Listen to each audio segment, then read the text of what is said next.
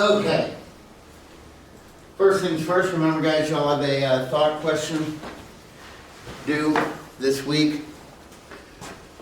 If you're here today, then it's due on Friday.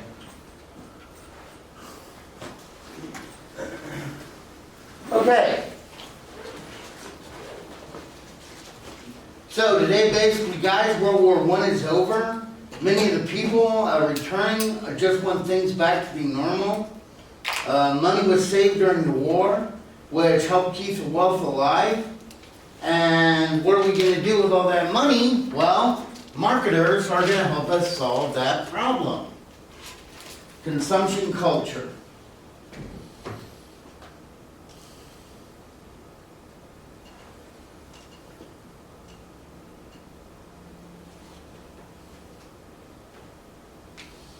Now during this time, guys, there's a race for the status quo. How do we know what the status quo was? Who were they? Well, basically that's where we start have the development of advertising. Gerard Lambert was the first guy who developed a national front for advertising when he developed the advertising for Listerine. When he came across the word halitosis, which just means bad breath, in a medical journal in 1921. And of course he portrayed the consequences of the bad breath. If it's bad, you won't be welcome. Play safe, use Listerine. In other words, you're going to be all alone unless you make sure you got the miracle product.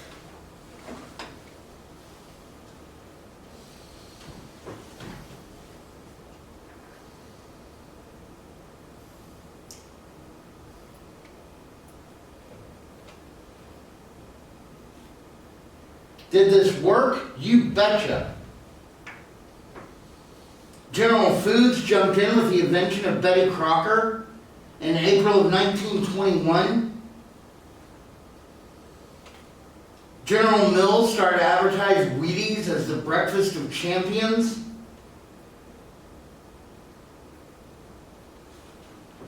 During this time, also as a sign of the growing feminism, cigarettes start being advertised for women. This didn't happen before. Light a Lucky and you'll never miss sweets that make you fat.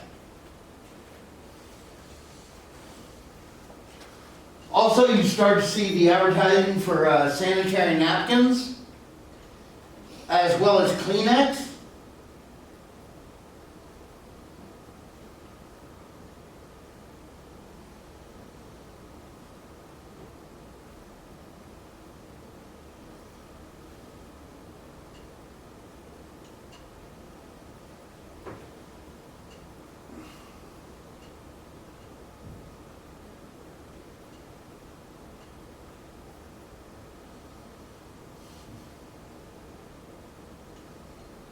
And with the rapid industrialization caused by the war, you have a flood of new goods that are pouring into the market. Like electric washing machines, radios, refrigerators,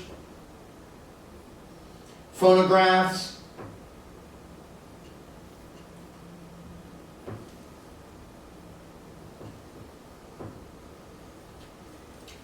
Indeed, by 1930, 40% of all households have radios.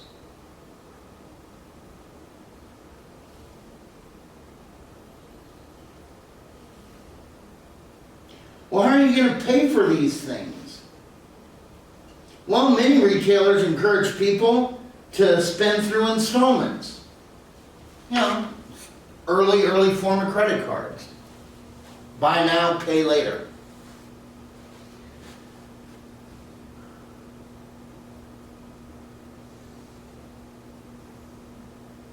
I think Walmart has started accepting installment paying again. I don't know if they're still doing it.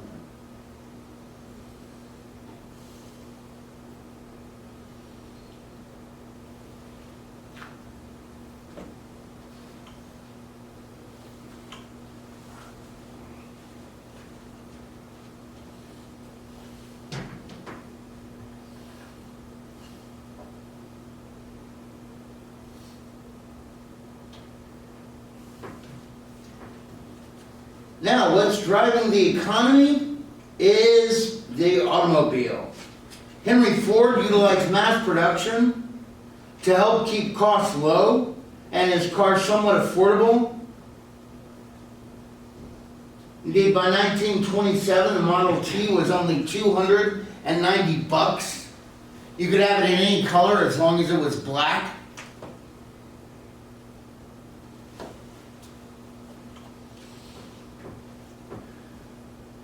By the late 20s, about 80% of all cars registered in the US were Model Ts. They were ugly but reliable.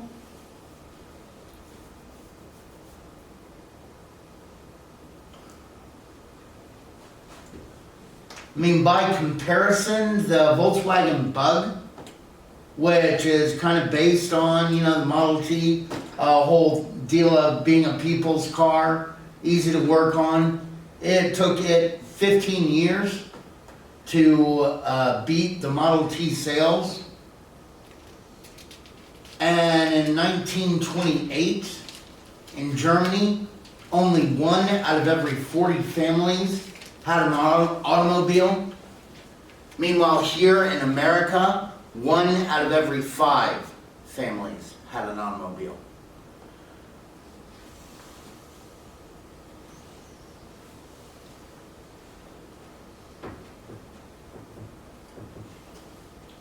How are you going to pay for it? Well, they had the Ford Weekly Purchase Plan, where for as little as $5 a week, you could buy the car.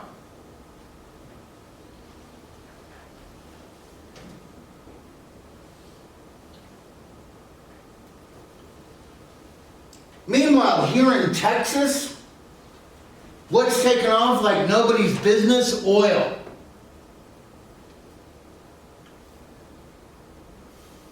Indeed, it's during the 1920s that they start hitting fields that go into the university fund for Texas and Texas A&M.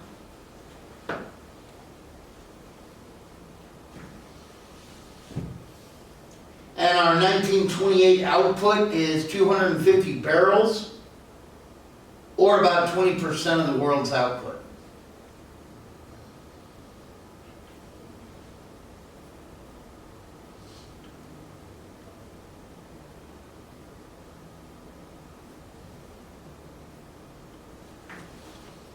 Now, is everybody doing oil? No, you still have a whole lot of people that are farming.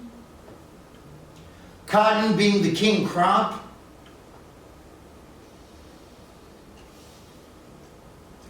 Indeed, there was an attempt here in Dallas to kind of broker and make private, make exclusive cotton sales for Texas. Fell apart. But we tried.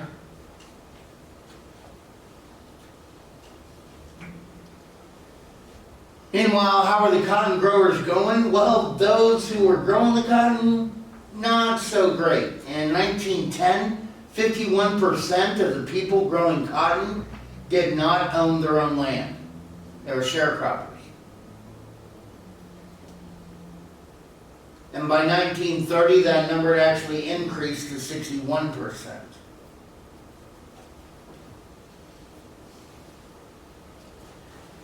And once again, guys, even though a majority of the sharecroppers were black, they were not all black by any means. Poverty knows no color.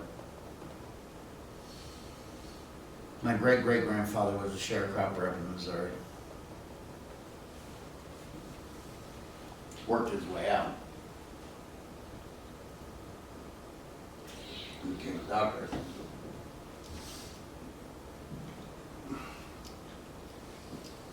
The search for identity in the status quo.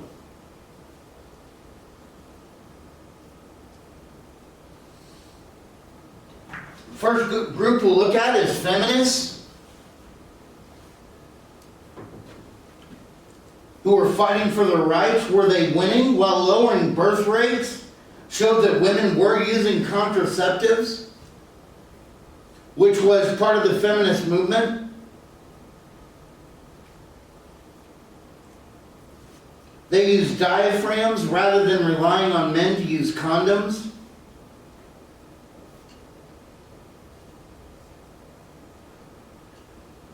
But it's not until 1936 that federal law is changed that allows public distribution and information to be presented about diaphragms.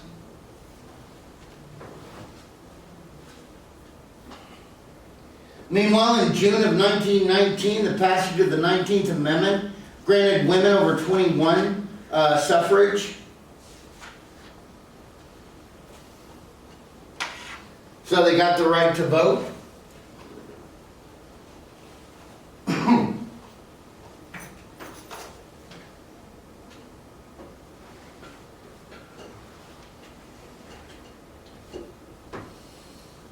Here in Texas, well, women aren't doing so hot, especially the rural women.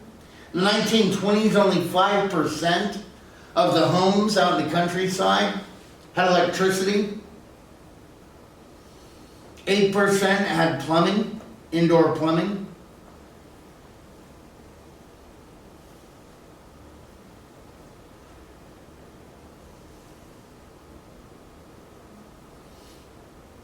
Indeed, getting electricity out to the countryside is something that would later make Lyndon Baines Johnson incredibly popular.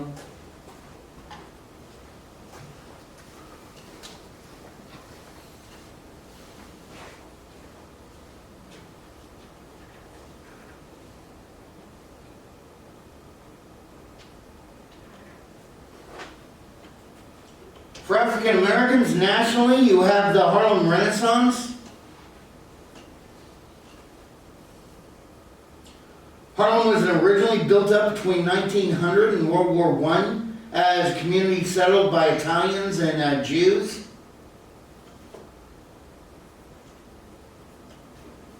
But then blacks began to move in.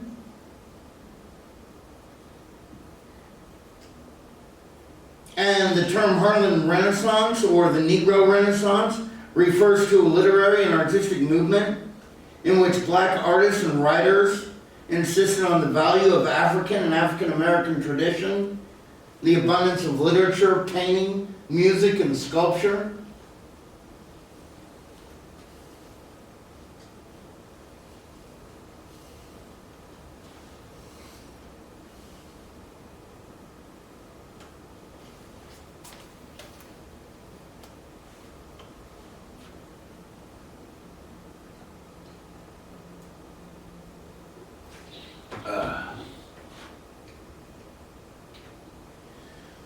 In music, blues songs were sung by sharecroppers and migrant workers. They're a heavy influence in the United States of America's music.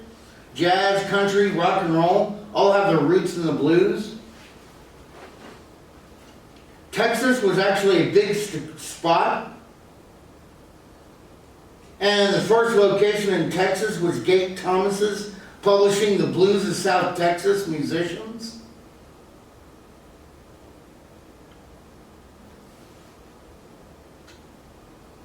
When Texas City had many famous blues artists during the 1920s, artists like Blind Lemon Jefferson, Eddie Ledbetter, and others recorded in Deep Ellum in Dallas.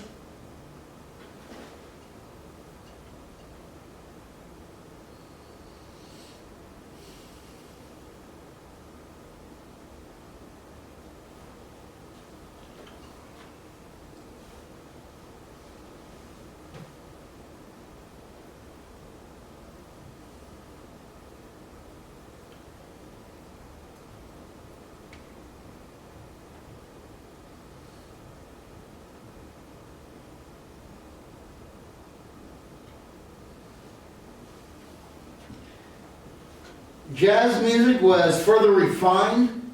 Indeed, it's recognized as the only true American form of music. Louis Armstrong was a huge name. There's a picture of him right there with his trumpet. He was asked if comedians and other musicians imitating him bothered him. He replied, a lot of cats copy the Mona Lisa, but people still line up to see the original.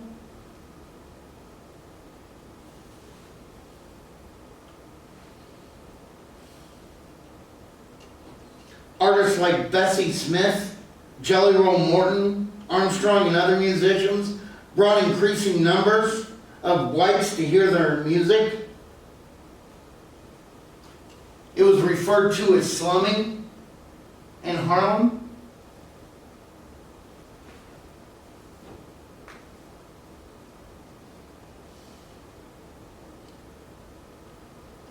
Where a big jazz club called the Cotton Club had a band led by Duke Ellington, also known as Edward Kennedy.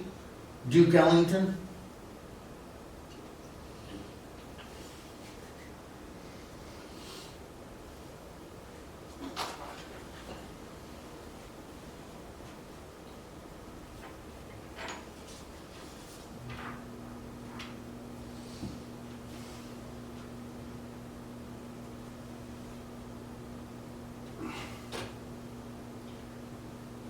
Come on.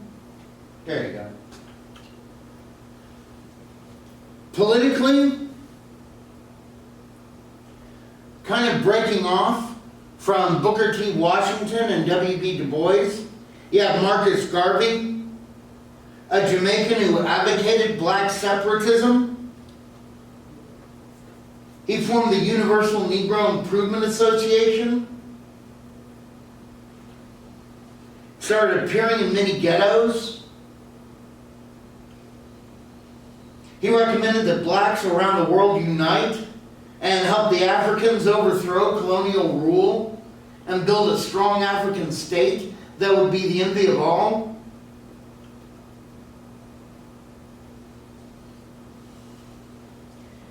He owned a newspaper that he'd used to get out the word.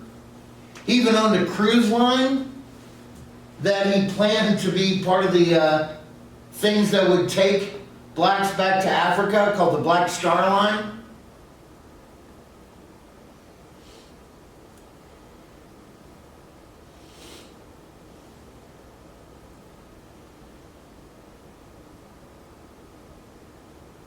And if one reads the Dallas Express, which was Dallas's black newspaper, they did not look kindly to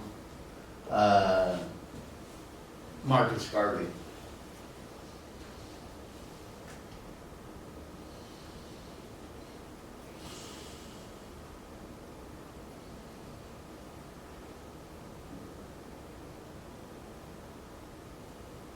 Now, also you had W.B. Du Bois, who, while he did agree with the message of pride and separation that Garvey spoke of, he refused to believe that blacks would have to return to Africa to achieve that.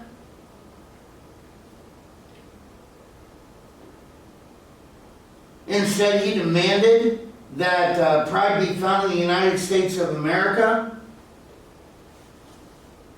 He founded the National Association for the Advancement of Colored Peoples, or the NAACP.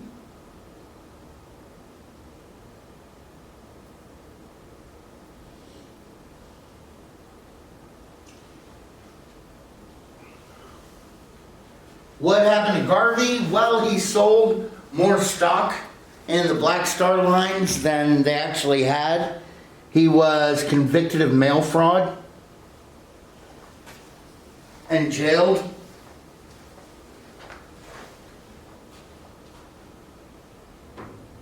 In 1923, sentenced to 3 years, and upon his release, he was sent back to Jamaica. Tried to make another go of it in London, but it never really took off.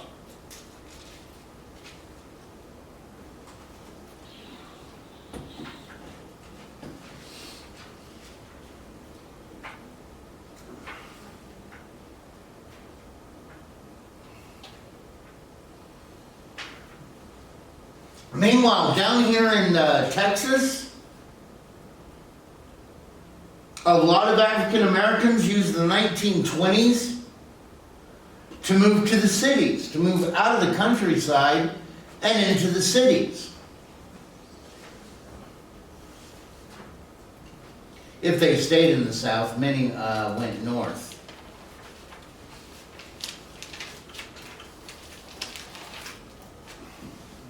And as a response to this urbanization, you saw groups called city leagues or urban leagues arise in many cities that were trying to teach the rural people how to become acculturated to cities.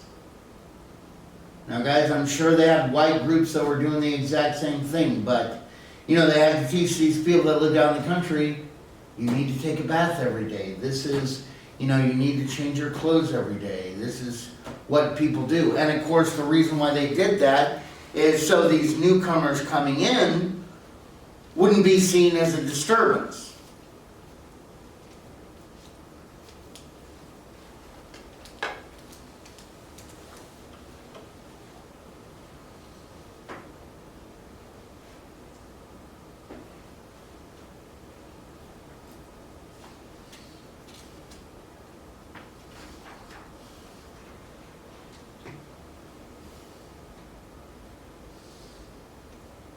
All right.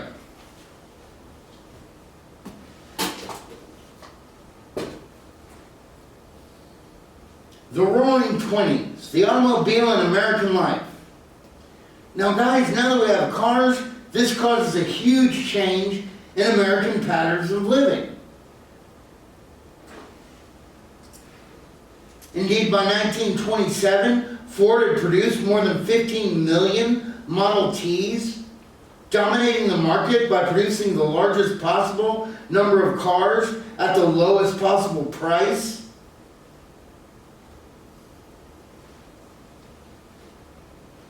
You know, is that a good deal, giving your buyers a bargain? Well, by 1925, Ford showed a daily, this is above and beyond all costs operation, paying off salaries, all overhead, everything. Daily, Ford was making $25,000 every day, Monday through Sunday. They're not open on Saturday. Well, doesn't matter. They're making that money. That's the average. Indeed, it's so profitable that competition soon began to arise, most notably General Motors, which was founded in 1908, and Chrysler, founded in 1925, who both adopted Ford's techniques. They just offered a little more comfort and style. So it's just a little bit better. Ford responded by finishing the Model T line in 1927 and introducing the Model A.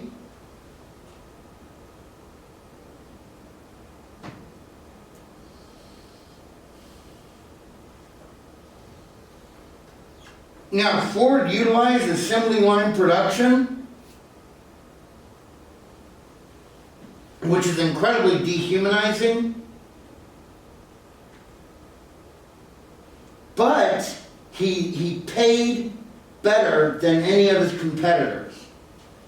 Indeed, he paid his workers so much that one day they could possibly own a Model T themselves. Now guys, why is it worth it for him to pay his workers so well? Because it means that they're going to affect go to the other side and share the secrets. Maybe, but also, what else? They can buy his product.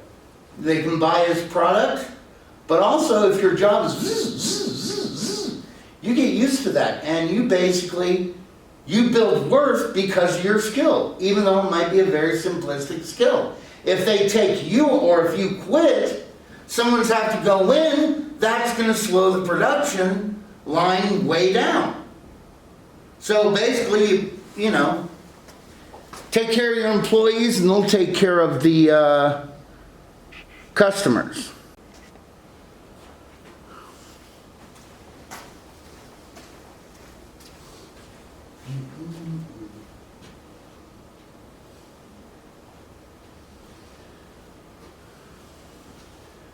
more and more cars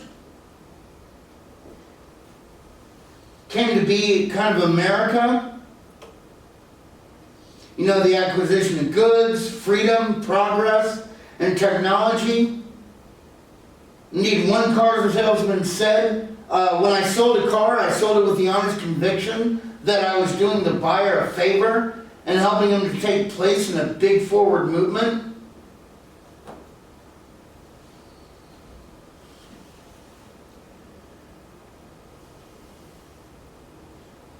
And by 1927, 2/3 of all cars were sold on credit.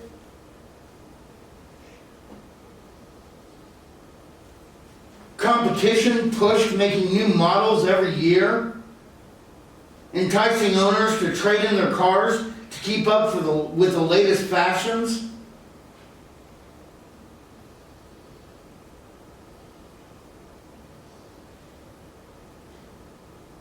You have dozens of small automakers closed when they couldn't keep up with the low prices and yearly models offered by the big three.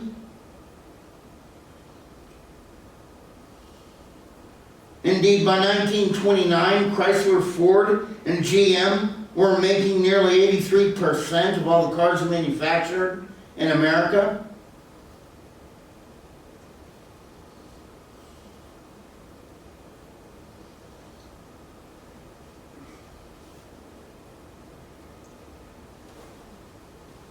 In rural changes, basically highways shortened the traveling time from rural areas to cities. They also reduced the isolation of farm life.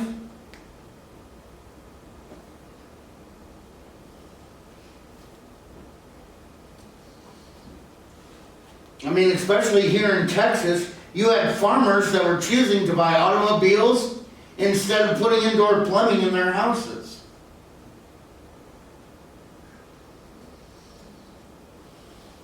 Why? Well, trucks allowed farmers to get produce to market quicker than ever before.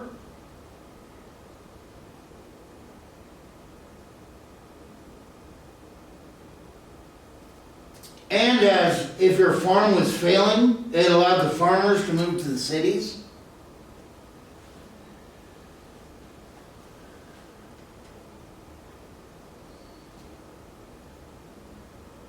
Meanwhile, for the urbanites, the 1920 census showed that more Americans lived in cities than in the country.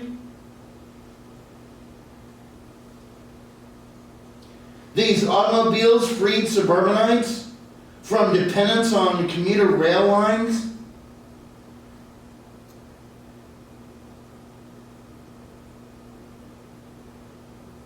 So the suburbs blossomed.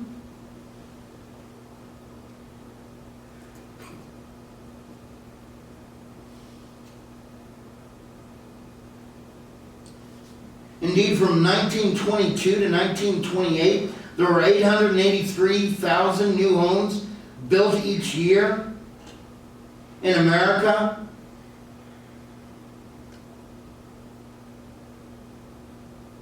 And these were not along streetcar lines. And after 1923, the use of streetcars plummeted.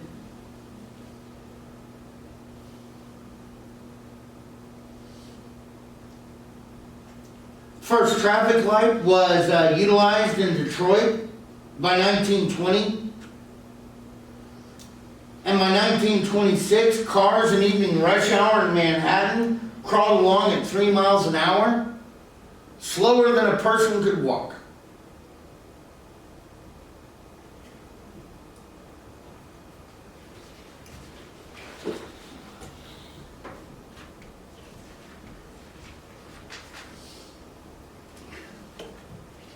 Changes in banking and business.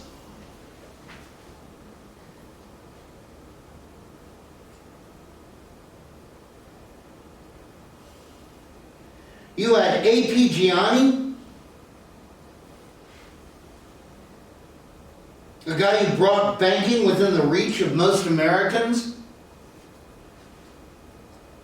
Now, he was the son of Italian immigrants. And he began by founding the Bank of Italy in 1904, basically for his neighborhood section in San Francisco.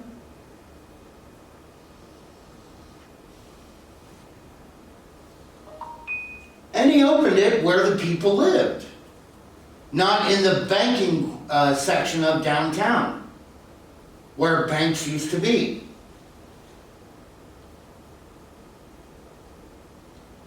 It got so popular that he opened branch offices throughout California, once again near people's homes and businesses rather than in the center of downtown.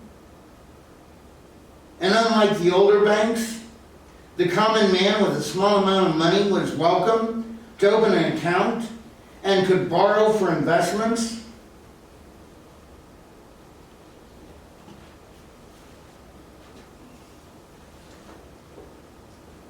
This small bank continued to grow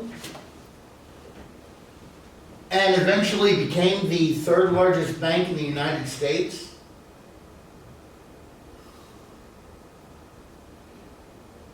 Anybody here have an account at the Bank of Italy?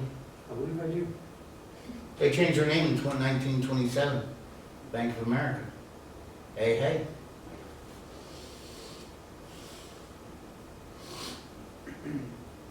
So Bank of America is an Italian company, or Italian? No, I mean, the guy was totally American. Oh, okay. It's just his parents were Italian immigrants.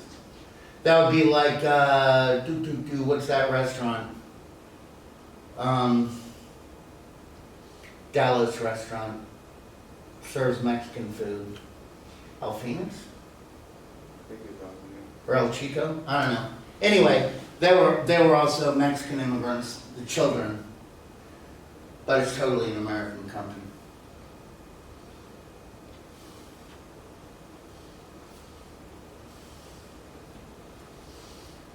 Now you have this get-rich-quick speculative mania, making money for nothing, that really starts to take hold and need the stock market, captured people's attention as a certain route to riches. You had stock speculation, which was buying a stock and expecting to sell it at a higher price, which ran rampant. You had popular periodicals filled with articles on how one could get rich in no time with very little money.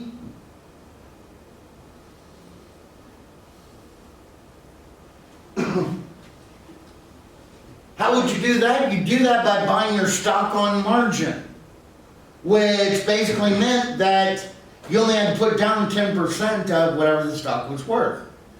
So if you have $100 and you go to your stockbroker and you want to buy a $100 stock, you could buy one share of that stock, or you could buy 10 shares, putting down $10 on each of the stocks.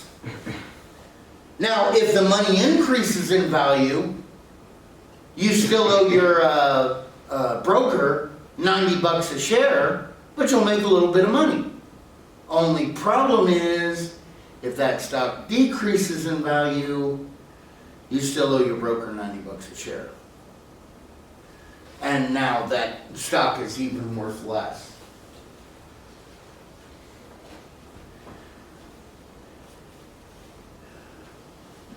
The easy money policies of the Federal Reserve encourage people to borrow more money.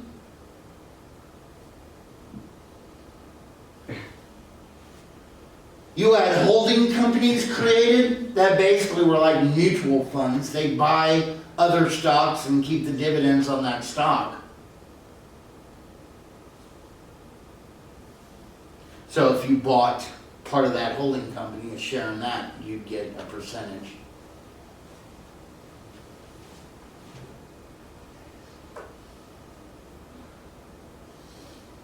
Also, like always, real estate was a huge place for quick bucks.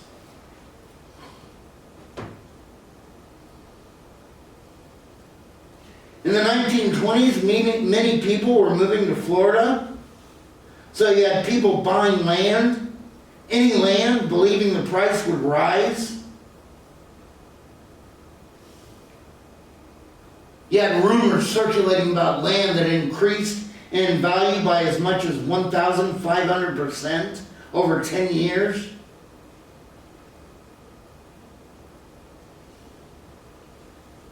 Many people borrowed, trying to invest heavily. But by 1926, the immigration to Florida slowed. And this whole boom faltered. And when a hurricane strikes Miami in September of 1926, it pretty much bottoms out the real estate market. And by 1927, many of these speculators faced bankruptcy.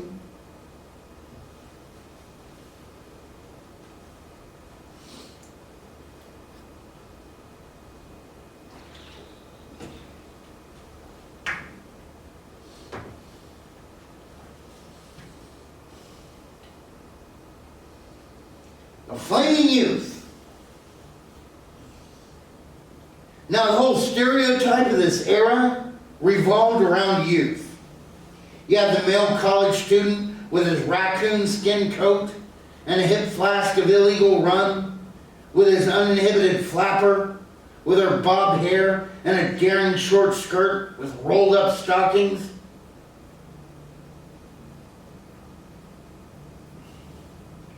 During the 1920s, the term adolescence described a new culture subgroup.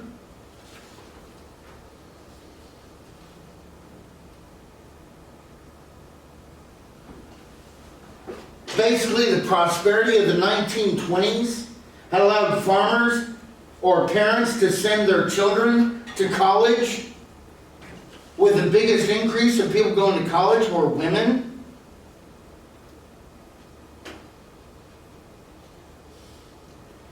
It finally became acceptable for people to go on unchaperoned dates.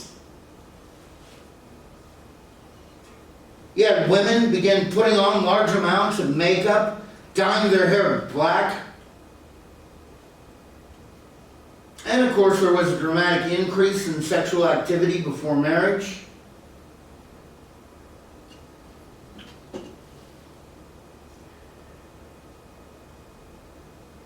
And as women began to own their own fashion, dresses became shorter, with non-forming hip lines that were lower.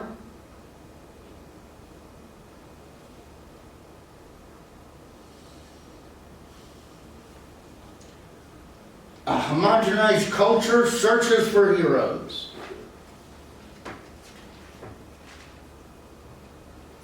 As more people moved into urban areas, combined with the new technologies of radio and film, it began to homogenize the culture, or to make it increasingly uniform by breaking down cultural differences based on religion and ethnicity.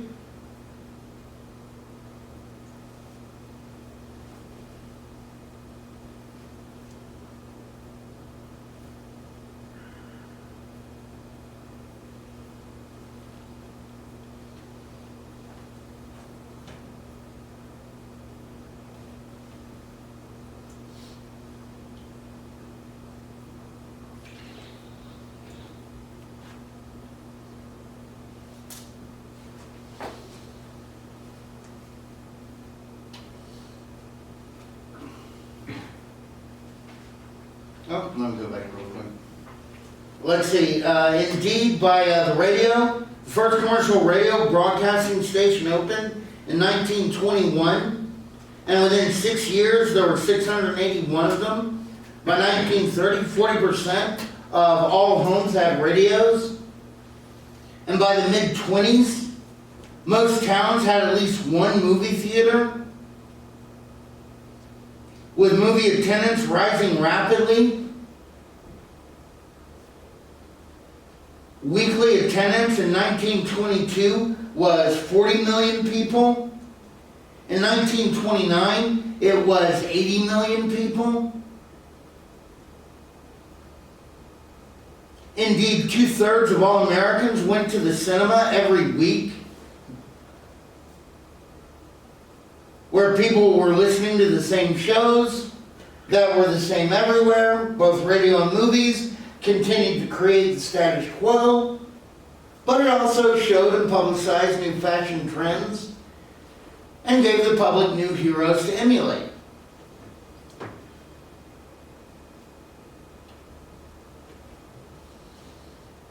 And by the 1920s, spectator sports had become an obsession. Radio began to broadcast baseball games nationwide. You had superstars like Lou Gehrig, Ty Cobb, Babe Ruth. Boxers like Jack Dempsey, Joe Louis. Fame even extended to women like Gertrude Elderly, who in 1926 became the first woman to swim the English Channel.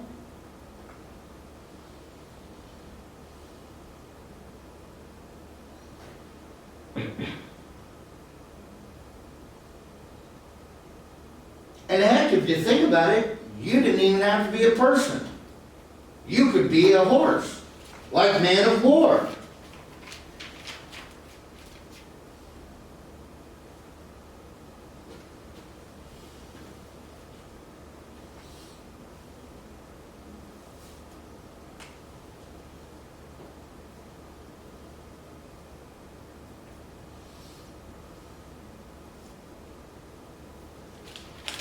In the movies, it created stars like Charlie Chaplin,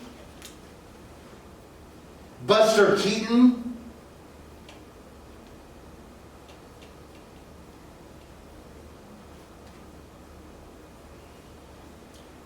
Cowboy Tom Mix,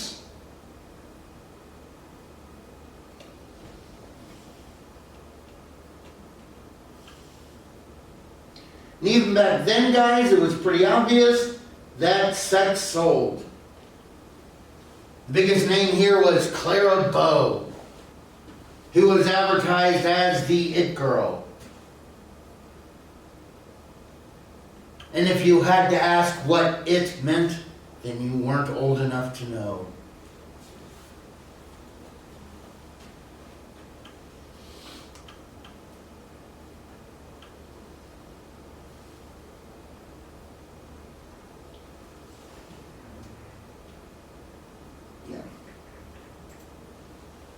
Okay, guys, it's almost 45.